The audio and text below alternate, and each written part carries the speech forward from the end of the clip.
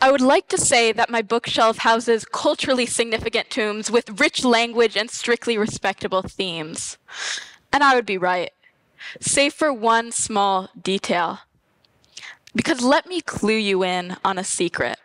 Between these more literary works nestle rather less esteemed novels, which, in contrast with their lack of shelf space, actually make up a rather disproportionate number of my have read. I love romance novels. Yes, the trashy, scandalous, academically ostracized books that are shunned by scholars and yet embraced by popular culture. And so today, I invite you to examine these very works and perhaps, just perhaps, help you realize that they aren't so bad after all. But first, let's define scandalous, because I will be throwing this word around a lot today. What does scandalous even mean? Well, it means offensive to propriety or morality, or simply shocking. And this term finds great relevance in the domain of literature, as many books are thus categorized by readers and critics alike. Because in a world where bookstores house shelves solely dedicated to book talk, a term dedicated to the books popularized by the social media app TikTok, we still have not yet come to terms with today's scandalously bookish trends. The romance novel sales boom continues, states a headline in Fortune magazine. Why we're falling in love with romance novels all over again, states another in The Guardian. But not everyone shares this positive sentiment towards the genre. And besides, what even makes for a scandalous book? Sure, we know what the term means now, but how does this category apply to literature? Well, let us start with the relatively recent history of scandalous romantic literature, beginning with a look at the lustrous dangerous liaisons, published in 1782 by the French Pierre Chauderlos de Laclos. This epistolary novel immediately sent waves through high society for its depiction of the sexual exploits of the conniving Parisian aristocrats, Vicomte de Valmont and Marquise de Martoux. And compared to rather conservative pre-revolutionary France, the society of the work's publication, themes of lust-filled revenge, sexual greed, and manipulation were definitely scandalous. Wait, the Marquise did what? No way Valmont did that to the President de Treville.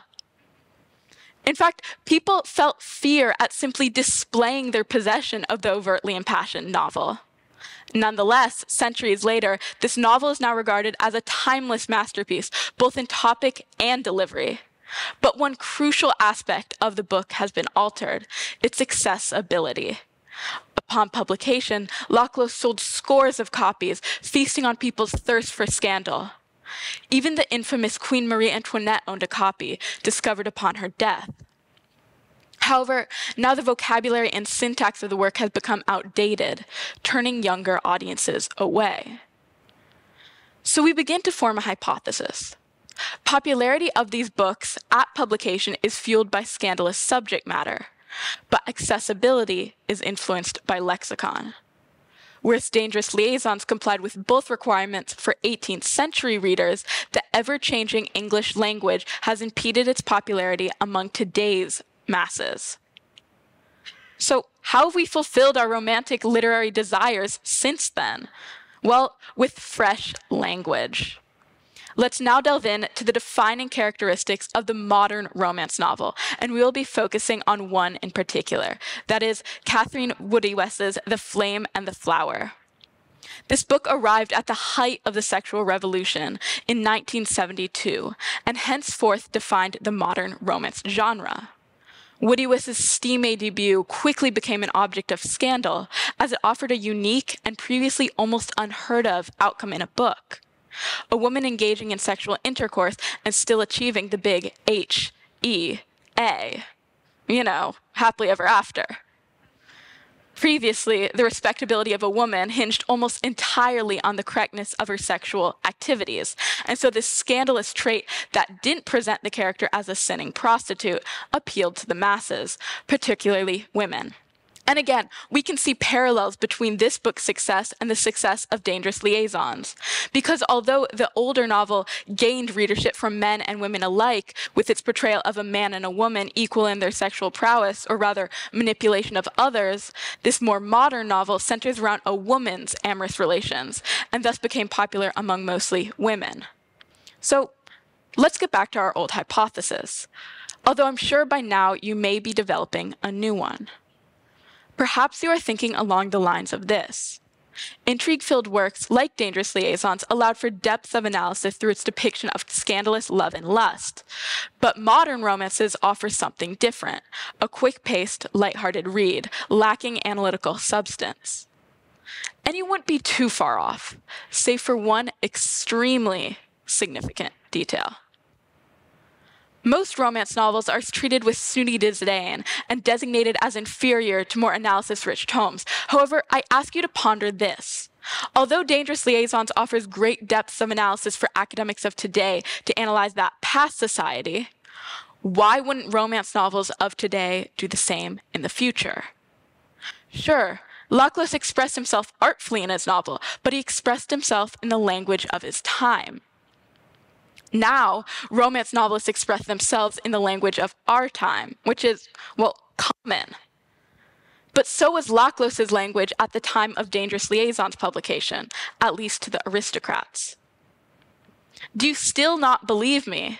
Well, take Shakespeare, for instance. He wrote his plays, many of which center around love, for the uneducated and illiterate masses of the 15 and 1600s. And yet nowadays we regard his use of what was then common language as extraordinarily elevated. Because English has changed.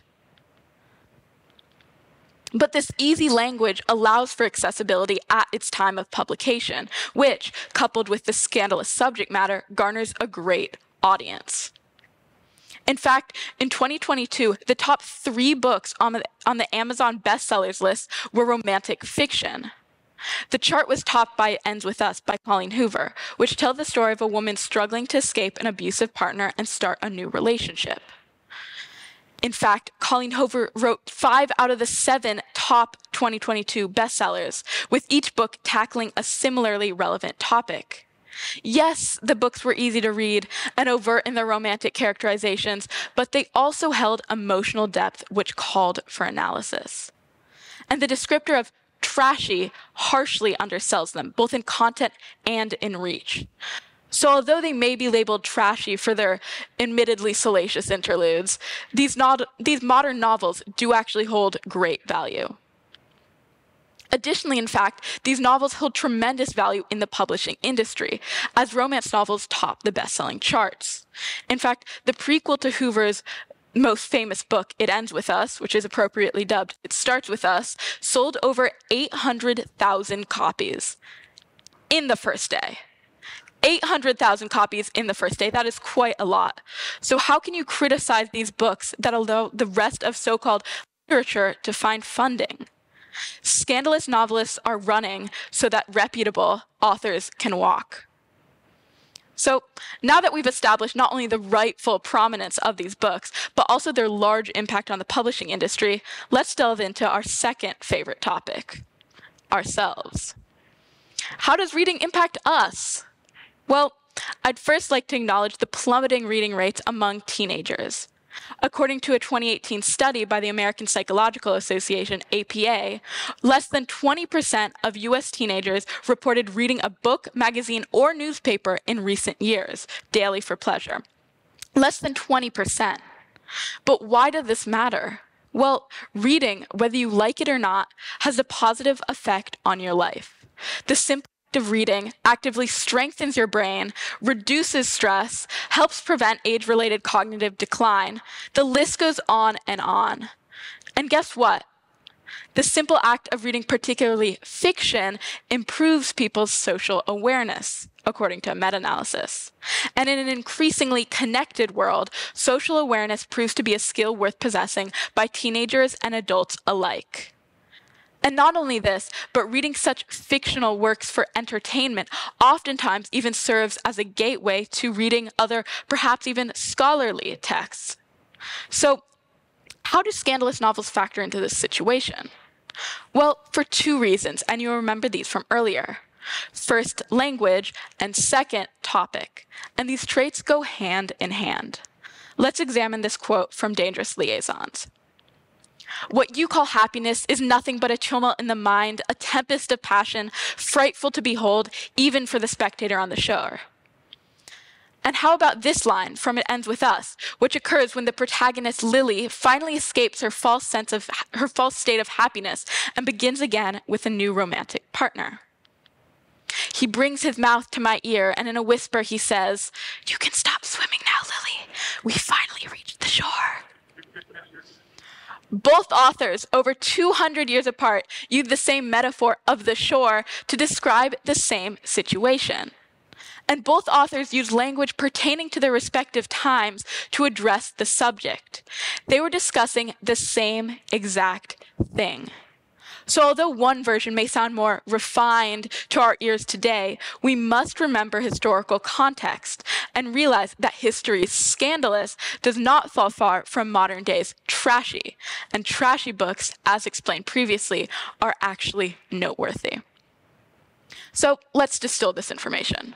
Both characteristics, language, and topic allow for great accessibility to the general population. Books with less quotidian language do not appeal to the masses, while books written using a more common vocabulary prove largely accessible. And this concept is illustrated through the bestsellers lists I discussed previously. Romance novels sell extremely well. And these books, which actually provide positive brain benefits for readers in addition to entertainment, are dubbed trashy.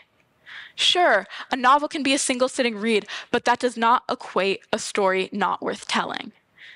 Actually, something that provokes such a positive response and engagement should be considered more worth telling. Because the truth is that people, generation after generation, desire to learn about the same subject matter. People are attracted to scandal, and the fact that books once controversial for their depictions of illicit behavior are now regarded as classics demonstrates the power of shifting societies. Whereas works such as Dangerous Liaisons, James Joyce's Ulysses, Radcliffe's Hall, The Well of Loneliness, and even Charlotte Bronte's Jane Eyre were publicly scrutinized and deemed inappropriate at publication, scholars nowadays lavishly praise the author's sumptuous vocabularies and engaging plot lines. These same scholars do not exhibit the same reverence for modern romance novels, which cover many of the same topics, and even to a usually larger, greater extent, just with an updated vernacular. So now I stand before you, telling you that the time has come for romance naysayers to face the reality that the genre is here to stay. And not only this, but that an abundance of worth can be found within the romance genre, in message and an opportunity to escape mundane life, but also on the neurological level with increases in social awareness. In the realm of reading, something always trumps nothing. So show off your ownership of romance novels with pride, whether they be Dangerous Liaisons or It Ends With Us. In the words of the Washington Post, the romance genre is finding its happily ever after, and it is up to us to follow along with it. Thank you.